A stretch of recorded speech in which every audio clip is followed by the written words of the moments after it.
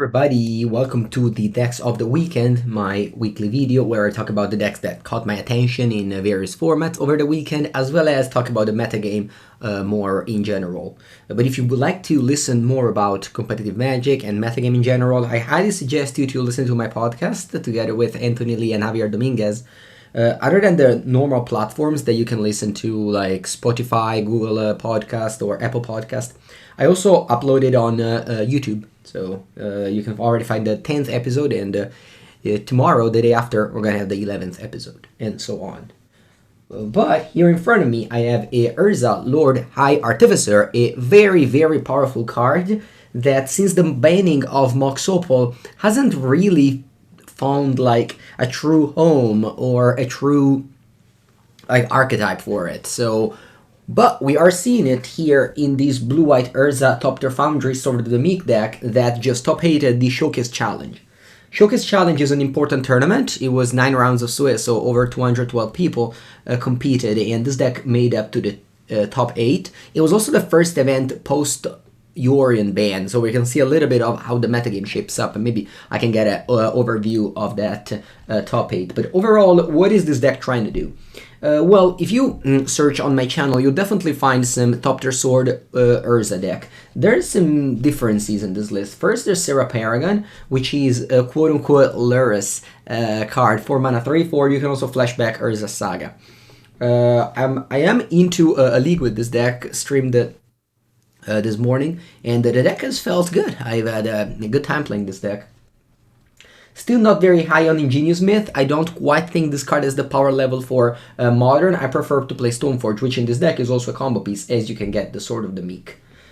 We are playing another cool card in the sideboard is Mystic Reflection. This is one of the many ways people are now handling the Creativity deck, which I labeled the best deck in the format, but it's a very, very attackable deck. In fact, cards like Containment Priest, Orvar, or Mystic Reflection can be used to exploit the Archon of Cruelty, which is still a very powerful card and the best choice for the main deck.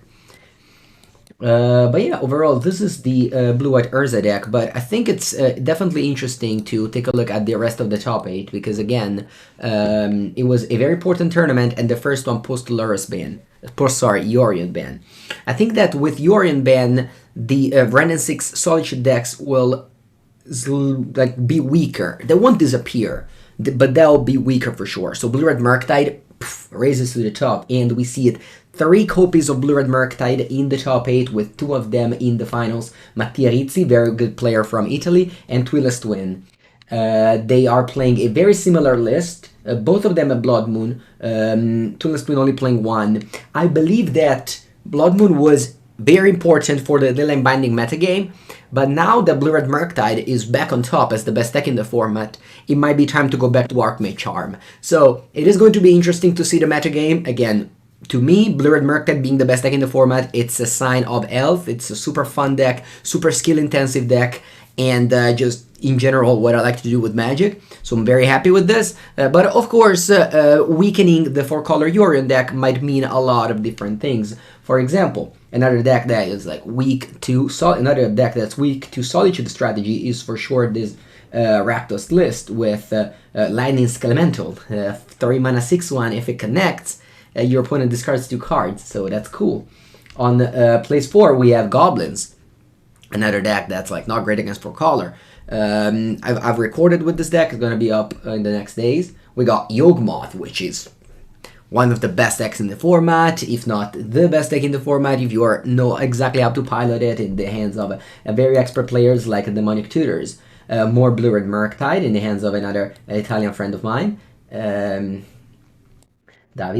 And then we got a Creativity, which is a version with Persist. I've mentioned in my Creativity video how many versions of Creativity exists, and this is one of them. And finally, we got the list that I've mentioned in the 8th place, which is the Urza Serra Paragon. In the 9th place, I think it's important also to know Bullwinkle, which is a very good Magic Online player, with the Kahera 4-color, which is I think the way to go if you want to just, if you still owned the 4-color cards, no more Yorion, but still like very similar deck with, still 4 Brand, 4 Teferi, 4 Omnat, 4 Solitude, and so on and so forth.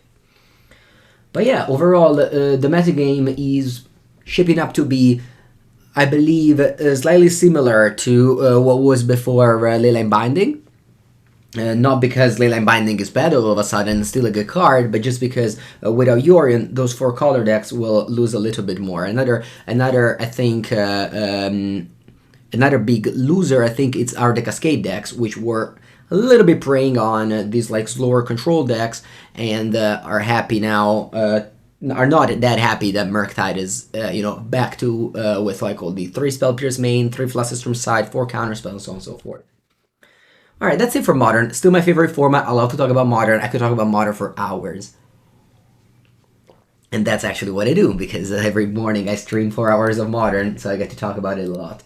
Let's talk about Pioneer, a format that I like slightly less, just because the game plan of it's not as fun as Modern, but it's a very interesting format to talk about, because it's very changeling. It really just a lot of decks pop up, and the fact that there's 2 Gruul decks that are very good. 2 different Gruul deck. One is the Gruul deck with Burning Tree Emissary, very aggro, and then there's this very strange deck with 4 Sky Council Flagship and 4 Ezekiel's Chariot. This deck made the final of the Pioneer Showcase that happened on Sunday. So the next day, another very large event with 9 rounds of Swiss. I believe it was the final was split between this Gruul mid-range and the Mono Green. This deck is one of the many 8 Llanowar Elf decks that you can play, but instead of just going for a Planeswalker, Karn, and Storm the Festival, we're going for an aggro version with Reckless Stormseeker. This is a combo that we used to do in Standard, Reckless Stormseeker, Ezekiel's Chariot, and Sky Sovereign Council Flagship, which is the best thing you can do against the Rakdos midrange.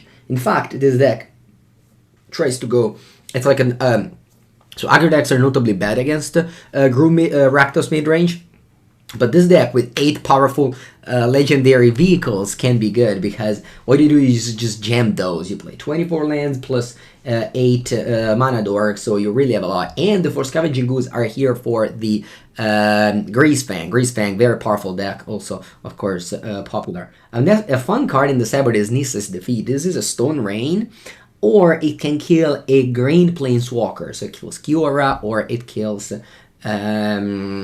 yeah, I mean, it's mostly Kiora. But it's super cool that you are able to just play, also, if they have a forest enchanted with, what's it called, Woeful Haven, you can take a 2-for-1 there with Nissa's Defeat. So, interesting card, never seen it before, and it's cool that, some people made it up to a very good results with 4 of them in the sideboard. For a Crowan War, to gain control maybe of the Cavalier, and that's also a nice thing. Let's now go over to Pauper, which is the format that I play weekly on my league, the league in my town. I am right now having a very good record, having a very good result with Blue-Eye Cawgates. That's the deck I play a lot. If you go to my Twitter or Instagram, you'll find my list there. I also plan to put it on the YouTube channel eventually, so stay tuned. But this is another initiative deck. I am trying to push initiative a lot on the channel because it's a new mechanic, and as much as it was bad when you pair it with 4 mana creatures with high toughness, like Aarakocra's Neck and Vicious Battle Rager, which were banned, it's still legal in the form of Goliath Paladin and Avenging Hunter. This card costs 5 mana, so it's not great. So you have to pair them with fast mana, like Arbor Elf and Utopia Sprawl and Wild Growth. I believe it's not great. Last time I've played Initiative, I did not have a good time. Mono Blue flew over me, Squadron Hawk flew over me, Mono Red went under me, but this list is much different. We are playing 4 Ephemerate here, so this is kind of like a bent Blink deck. We have Mold Drifter and Soul of Migration to do Evoke and Blink. Ephemerate works very well with Initiative because you can take back the Initiative and move on in the chapters, as well as you can blink also like a Jewel Thief or Llanowar Visionary for value. You have Late to Dinner as well. So, and the sideboard you have the Thermocrest. So in the matchup where Destroying Land is good, like against the slower decks or against the Bounce Land decks, then you bring in those 8 Thermocrest and Acid Bulimos. Usually we see the opposite. We see the Stone Rain in the main deck, but I've never really loved them because it's bad against Affinity, it's bad against blue, so like it's good against the the gate and the bounce land, but not great otherwise. But yeah, interesting list. Again, Pauper. I'm playing a lot of Pauper just because, well, it's the most popular format in my town. Normal cards are too expensive, and a lot of people just love to play Pauper. There's also the Paupergeddon, which is a big event that's going to happen in Rome the 6th of November. I plan on attending. Right now, I would play Call Gates. I really enjoy that deck. It might not be the best, but it's very fun to play. It reminds me of Legacy a lot. But yeah, that's it for me this week. I hope you enjoyed this version, not this version, but this episode of Decks of the Weekend. Again, one video a day on the channel and the podcast soon, so lots of content by me. Hope you'll enjoy it. Have a good day, everybody.